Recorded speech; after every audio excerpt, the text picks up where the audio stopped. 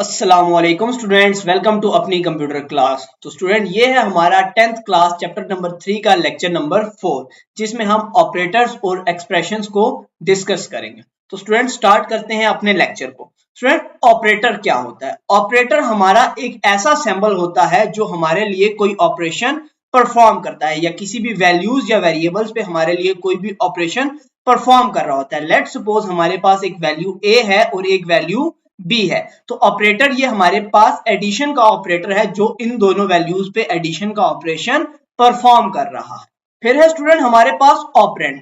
Operand वो values या वो वेरिएबल्स होते हैं स्टूडेंट जिस पे हमारा ऑपरेशन परफॉर्म हो रहा होता है। अब यहाँ पे ये जो 10 और ये जो 3 है ना, ये हमारी वो वैल्यूज हैं जिन पे हमारा एडिशन का ऑपरेशन परफॉर्म हो रहा है। तो ये जो 10 और ये जो हमारा 3 है, ये हमारे ऑपरेंड्स कहलाएंगे। स्टूडेंट हमारे पास एक्सप्रेशन, हमारे पास ऑपरेटर्स ऑपरेंड्स मिलके हमारे पास एक एक्सप्रेशन बना देते हैं। लेट्स सपोज ये 10 और 3 हमारे पास ऑपरेंड्स हैं, ये हमारे पास ऑपरेटर्स है और ये हमारे पास मिलकर एक एक्सप्रेशन बना देता है और एक्सप्रेशन हमारे लिए कोई रिजल्ट प्रोड्यूस करता है।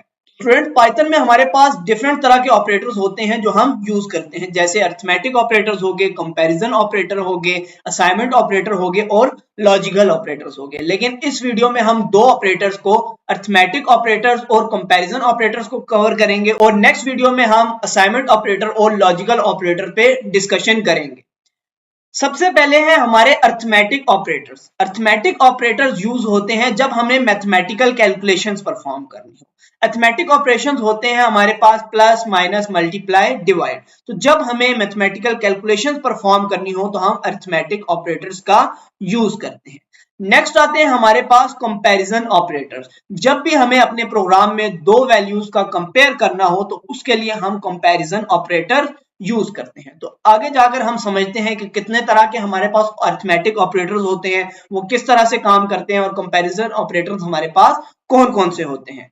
तो अगर हम स्टूडेंट अरिथमेटिक ऑपरेटर्स की बात करें तो अरिथमेटिक ऑपरेटर्स को बेसिक मैथमेटिकल ऑपरेटर्स भी कहा जाता है। एडिशन का आपको पता है, जो काम मैथमेटिक्स में करता है वही यहाँ पे भी करता है, दो वैल्यूज को ऐड करेगा। सब्सट्रैक्शन, दो वैल्यूज को सब्सट्रैक्ट करेगा। ये स्टेरिक का सिंबल यूज होता है मल्टीप्लिकेशन के लिए। ये है स्टूडेंट हमारे पास डिवीजन और इस चीज को बोलते हैं फ्लोर डिवीजन। ये दोनों काम तो एक ही करते हैं लेकिन इन दोनों में थोड़ा सा फर्क है। लेट्स सपोज स्टूडेंट हमारे पास ना एक नंबर है 5/2 और एक नंबर है 5 floor division by floor division 2। तो दोनों का काम है कि 5 2 पे डिवाइड हो रहा है।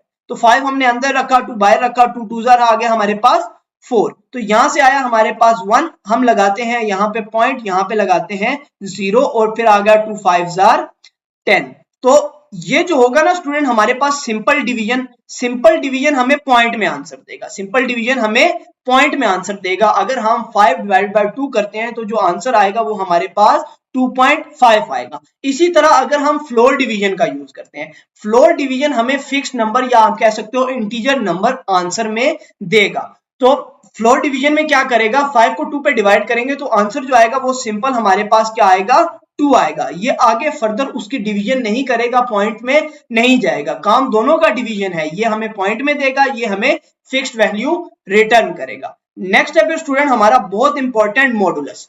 बाज बुक्स में इसको मॉडुलस कहा जाता है और बाज जगहों पे इसे मॉडुलो कहा जाता है। जब आप 11th-12th में आओगे तो इसका नाम चेंज होके आपको मॉडुलो सुनने में आएगा। मॉडुलो भी इसी की तरह काम करता है, मॉडुलो भी डिवीजन करता है लेकिन मॉडुलो हमें रिमाइंडर रिटर्न करता है। ये दोनों हमें क्या करते हैं, कोशेंट से रिटर्न करते हैं। कोशेंट क्या होता है, जो यहाँ पे आ रहा होता है हमारा, इस चीज को बोलते हैं कोशेंट, और यहाँ पे जो चीज आ रही होती है उस चीज को बोलते हैं हम लोग रिमाइंडर। अगर हम बात करें 5 को ही 2 पे, अगर हमारे पास इस तरह से हो 5 मॉडुलस 2, अगर हम इसे डिवाइड करें तो हमारे पास आ गया 2 2 जार 4 और 1 आ गया हमारे पास रिमाइंडर। तो ये हमें रिटर्न करेगा 1। जो आंसर आएगा वो हमारे पास इसका क्या आएगा, 1। ये ऑपरेटर्स आपके लिए समझना बहुत ज्यादा जरूरी है क्योंकि जब आगे जाके हम प्रेसिडेंस ऑर्डर पढ़ेंगे तो उसमें आपकी ये कैलकुलेशन होगी, तो उसमें ये आपको लाजमी पता होने चाहिए। नेक्स्ट स्टेप है स्टूडेंट हमारे पास एक्सपोनेंट। एक्सपोनेंट बोलते हैं स्टूडेंट पावर को। अगर कहीं पे लिखा हुआ होना 3 डबल स्टेरिक 2 तो इसका मतलब है 3 का स्क्वायर, वो क्या होता है 9। तो एक्सपोनेंट का यूज करते हैं हम पावर के लिए। ये स्टूडेंट हमारे पास एक टेबल भी बना हुआ है जहां पे a की वैल्यू है हमारे पास 10, b की वैल्यू है 3 और बारी बारी तमाम ऑपरेटर्स उस पे परफॉर्म हुए हैं। ऐड करो तो 13 आ गया, सब्सट्रैक्ट किया 7 आ गया, मल्टीप्लाई किया 30 आ गया। अब ये डिवीजन हमें पॉइंट में आंसर दे रहा है और फ्लोर डिवीजन क्या कर रहा है, हमें एक फिक्स नंबर रिटर्न कर रहा है। मॉडुलस हमें उसका रिमाइंडर रिटर्न कर रहा है। ठीक है, रिमाइंडर कैसे रिटर्न कर रहा है आप इसको करके भी देख लो। 3 3 क्या हो गया हमारे पास 9, पीछे क्या बचा 1, तो मॉडुलस ने हमें रिमाइंडर रिटर्न कर दिया। ये दोनों हमें क्या रिटर्न करते हैं, कोशेंट। और एक्सपोनेंट क्या होता है, एक्सपोनेंट पावर, इसका मतलब है 10 की पावर 3, तो वो आ गया हमारे पास 1000। तो इस तरह से ये ऑपरेटर्स हमारे काम करते हैं, हमारे लिए कैलकुलेशंस परफॉर्म करते हैं। नेक्स्ट है स्टूडेंट हमारे पास कंपैरिजन ऑपरेटर्स। जैसा कि हम पहले भी डिस्कस कर चुके हैं, ये हमारी दो वैल्यूज को कंपेयर करते हैं और इनका जो रिजल्ट होता है वो बुलियन होता है। ये हम अपनी कंडीशन में भी यूज करते हैं क्योंकि हमने इनकी बेस पे डिसाइड कर रहे होते हैं हमें फर्दर किस तरफ मूव करना है। कंपैरिजन ऑपरेटर में स्टूडेंट एक वैल्यू हमारे पास लेफ्ट साइड पे होगी, एक वैल्यू हमारे पास राइट साइड पे होगी। दोनों का कंपैरिजन होगा और रिजल्ट या तो ट्रू आएगा या तो फॉल्स आएगा। अगर कंपैरिजन ऑपरेटर की बात करें तो इसमें हमारे पास एक होता है ग्रेटर देन, इसका मतलब है कि लेफ्ट साइड वाली वैल्यू राइट साइड वाली वैल्यू से बड़ी होनी चाहिए। जब ये वाली वैल्यू इससे बड़ी होगी तभी ये हमारे पास ट्रू रिटर्न करेगा। लेस देन का मतलब है ये वाली वैल्यू हमारे पास इससे छोटी होनी चाहिए। लेफ्ट साइड वाली वैल्यू अगर इससे छोटी होगी तभी ये हमारे पास ट्रू रिटर्न करेगा। इस केस में छोटी नहीं है तो हमारे पास क्या आ रहा है, फॉल्स आ रहा है। इसके बाद आता है इक्वल टू। स्टूडेंट्स मैथमेटिक्स में हम यूज करते हैं सिंगल, इसको इक्वल यूज करते हैं, लेकिन कंप्यूटर में हम इसको डबल इक्वल को इक्वल यूज करते हैं। ये हमारे पास कहलाता है असाइनमेंट ऑपरेटर। असाइनमेंट ऑपरेटर भी आगे जाके अगली वीडियो में हम लोग कवर करेंगे। ठीक है स्टूडेंट, तो आपने याद रखना है इक्वल टू के लिए, इक्वल के लिए ये यूज करते हैं। इसका मतलब है कि आपकी लेफ्ट साइड वाली वैल्यू और राइट साइड वाली वैल्यू दोनों बराबर होनी चाहिए। अगर बराबर होंगी तब ही आपके पास आपका रिजल्ट ट्रू आएगा, नहीं तो वो फॉल्स हो जाएगा। Not equal to, not equal का मतलब है कि भाई दोनों वैल्यूज बराबर नहीं होनी चाहिए। ग्रेटर देन और इक्वल टू का मतलब है इन दोनों में से कोई भी एक होनी चाहिए। या तो आपकी लेफ्ट वाली वैल्यू ग्रेटर होनी चाहिए या तो वो इसके राइट वाली वैल्यू के बराबर होनी चाहिए। इसी तरह है हमारे पास less than equal to. Less than equal to का मतलब है आपकी लेफ्ट साइड वाली वैल्यू या तो छोटी होनी चाहिए या तो राइट साइड वाली वैल्यू के बराबर होनी चाहिए। बड़ा इंपॉर्टेंट क्वेश्चन है कि हम कंपैरिजन ऑपरेटर्स यूज क्यों करते हैं। कंपैरिजन ऑपरेटर्स हम इसलिए यूज करते हैं ताकि हम डिसीजन ले सकें। हम कंडीशन में यूज करते हैं,